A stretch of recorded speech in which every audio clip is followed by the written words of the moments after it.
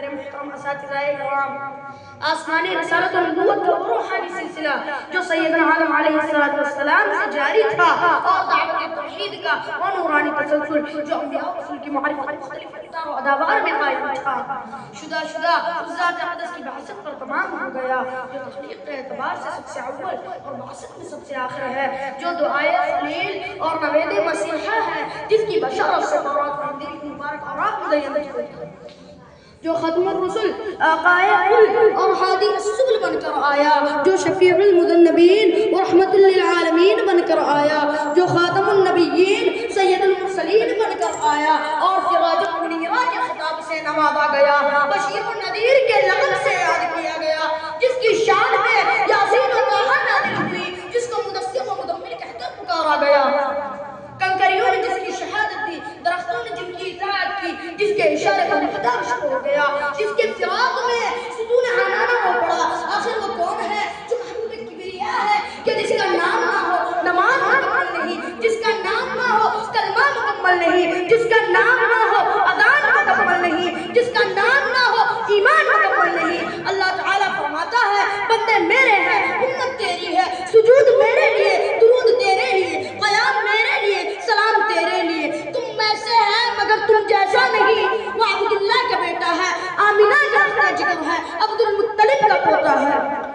تم میں سے ہے مگر تم جیسا نہیں، کہا تم وہ انگلی اٹھاتے ہو ماحول خراب ہو جاتا ہے، سامنے والا دھمکی سمجھتا ہے، میرے آمینہ کا لال انگلی اٹھاتا ہے، چاند کے ٹکڑے ہو جاتے ہیں، تم میں سے ہے مگر تم جیسا نہیں، کہا تم بولتے ہو منہ سے دھوپ نکلتا ہے، میرا حبیب بولتا ہے منہ سے نور نکلتا ہے، تم میں سے ہے مگر تم جیسا نہیں، کہا تمہارے لعاب کے اندر جراثیم موجود ہے، میں نے میرے نبی کے لعاب کے اندر شفائیں رکھی ہے، یہی لعاب حضرت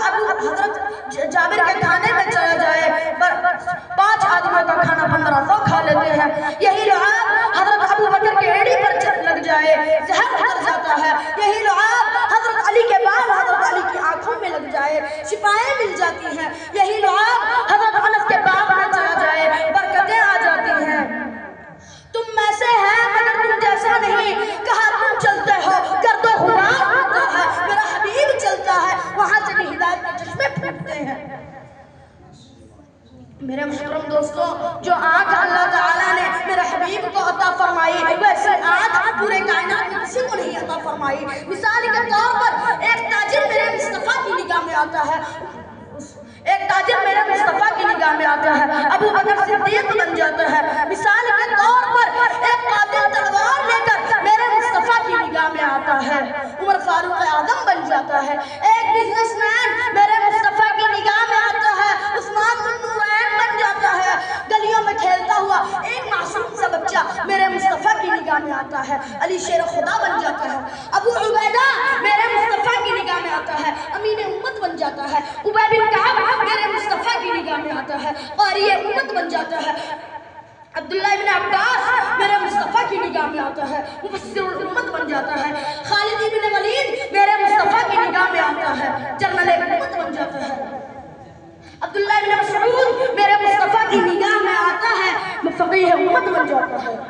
ایک ایسا آدمی میرے مصطفیٰ کی نگاہ میں آتا ہے جو گورا نہیں کالا ہے، خوبصورت نہیں بدصورت ہے، دیشہ نہیں پردیسی ہے، آداب نہیں غلام ہے، امیر نہیں غریب ہے، آتا ہے اپنا نہیں بیگانہ ہے، آتا ہے میرے مصطفیٰ کی نگاہ میں وہ بلال حبشی بن جاتا ہے۔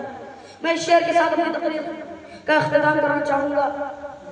کہ محمد نہ ہوتے تو کچھ بھی نہ ہوتا، محمد نہ ہوتے تو کچھ بھی نہ ہوتا، نہ